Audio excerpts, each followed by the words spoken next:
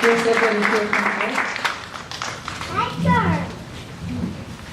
días. Good morning, everybody. It's very emotional for me to be here today with you all. I think the last time I was here was about a year ago for Thanksgiving action. And as somebody that is undocumented, I fully didn't understand what it was like to be in detention until recently. So that's a little bit that I want to share with you all today. I think that going back home and having that displacement of home where, like growing up in the States, being born and raised in Mexico, that's where I grew up and where I was born. And being openly gay was a different whole experience now going back home last year. It's been a year. I left this country December the 6th of last year. My grandma was dying. She passed away, unfortunately. So not being able to have a document and a permit to have that humanity to go and see my loved ones forced me to take that decision to leave. And I'm very blessed with the help of Kada and other communities that I'm here to tell my story. And I think that like being in detention, what our sister Araceli was talking, that humanity, that the notions that because we're immigrants, we need to be criminalized, we need to be incarcerated. I came here, quote unquote, the right way. I presented myself to the border and I was handcuffed. I was actually chained from my feet to my waist to my neck. And for the simple reason of asking for asylum, for running away from my life, for that humanity that I deserve to live. And it's no coincidence. We're in a state of emergency globally. The police state is murdering our people, black and brown bodies. And that's where I come from.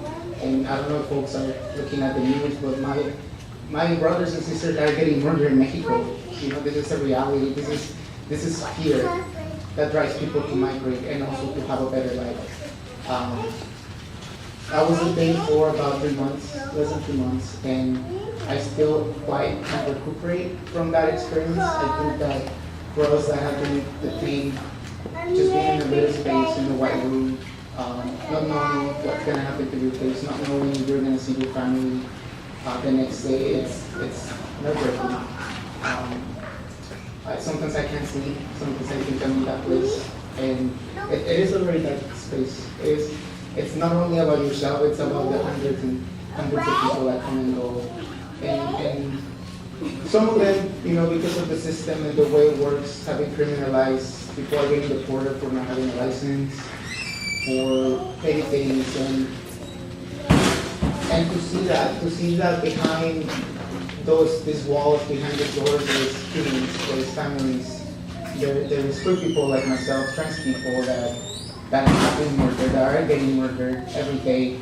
I think that gives me the strength and the blessing to continue this fight, to continue to speak up truth, and not get involved. I think that the power is with us. We are the ones that make the decision to even divest our people from investing in this detention center, right? That shouldn't be here in the first place. This is a nice neighborhood. Why do we have a detention center here? So I really call, for folks to get more involved, to realize that the humanity of people here starts also with us. We can help this deportation machine stop by encouraging people to invest in their detention facilities. I encourage people to help others, right? Like Civic, EBIIC. I'm working with the EBIIC Immigration Coalition, and I think we see hundreds of people every year, that sometimes don't even have money to get to the airport. Sometimes asylum seekers, political refugees don't even have families here to begin with. And also the trauma, right?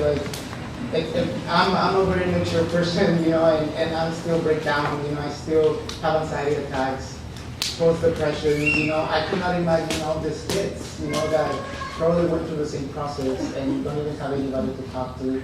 So I encourage you folks, to lend a hand.